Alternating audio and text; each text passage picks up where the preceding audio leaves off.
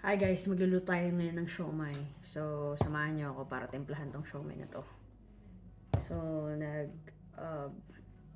blender na ako ng shrimp, ng prawn, tiger prawn, carrots, onion, tapos ground pork.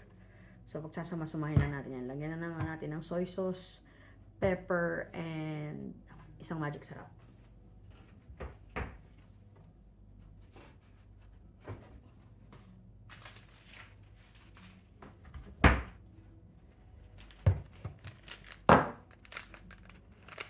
So, anahin natin itong magic.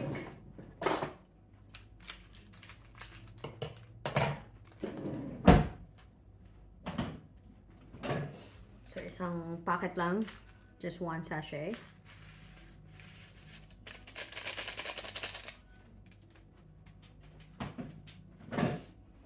Tapos, lagyan natin ng konting sesame oil.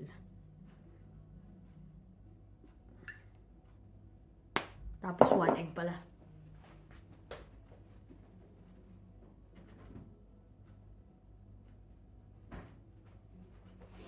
One egg tapos konting cornstarch. Diba? Cornstarch.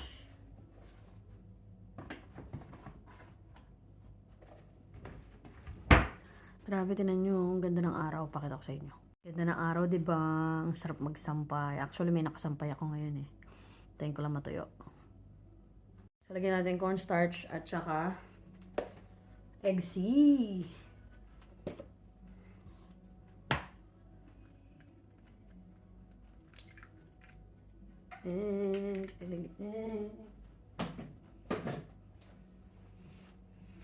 Tapos, 1 tablespoon lang ng soy sauce. Kasi may magic sarap na eh.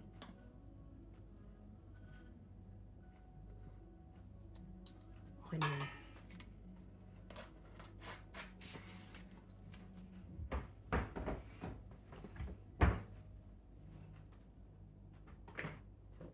Para naman sa ating pepper, maglagay tayo ng ground black pepper.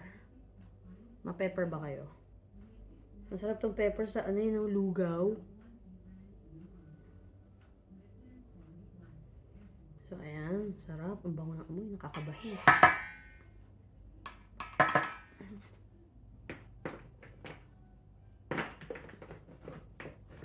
Pepper, tapos cornstarch. Para lang madaling i-bind. So, ubusin na natin to.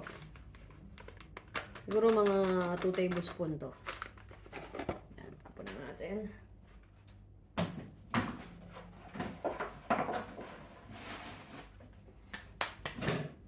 Tapos mix na natin.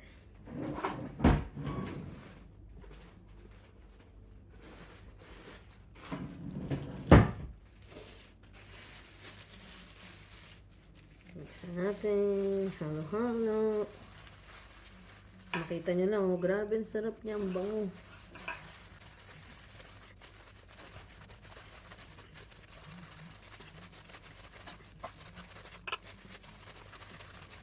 So, I think okay na yung halo ko.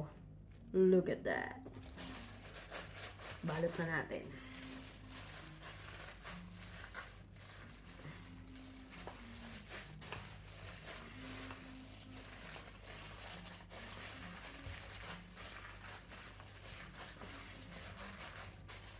So, para mas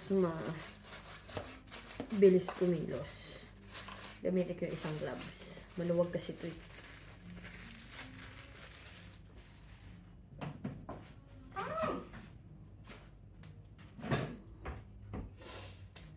Yung isang gloves.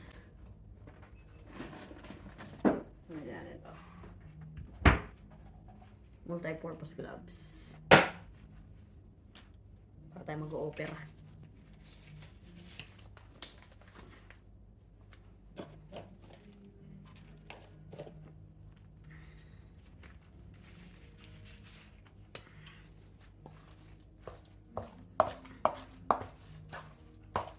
Pag fitted yung gloves, mas madaling kumilos.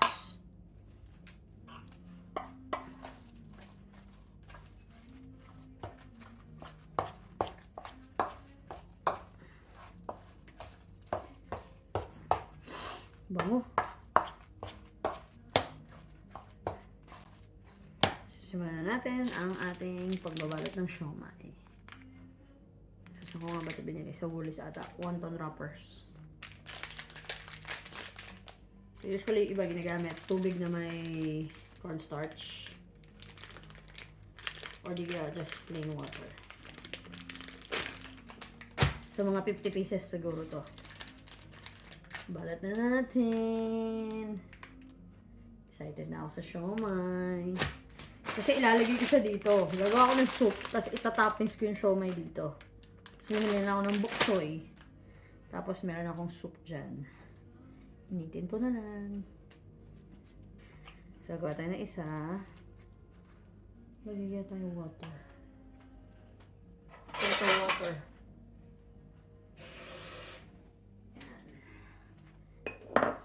Yan. Madaling magbalot. Ano bang magandang balot ng siomai? Siguro yung turo ng kaibigan ko. Sa corner daw. Tapos ganon. Ganon. Tapos ganon. Ganon. Okay na to, no? First. Tapos meron ako isang natutunan online. Tsaka yung ginagawa namin sa hotel. Tsaka restaurant. Pero yung iba kasi binibili nila gawa na. So, pupunuin mo lang siya. Nakita ko to sa Facebook, sa TikTok. Pupunuin mo lang siya dahil pambahay naman siya. Bochog siya. O, diba? Bongga. Grabe yung taba.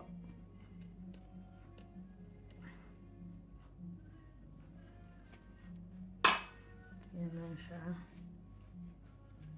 Okay.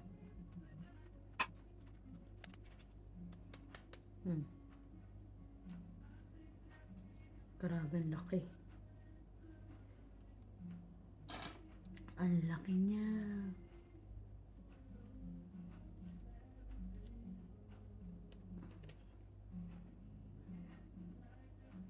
Dahil tayo naman ang kakain. Okay lang na mataba.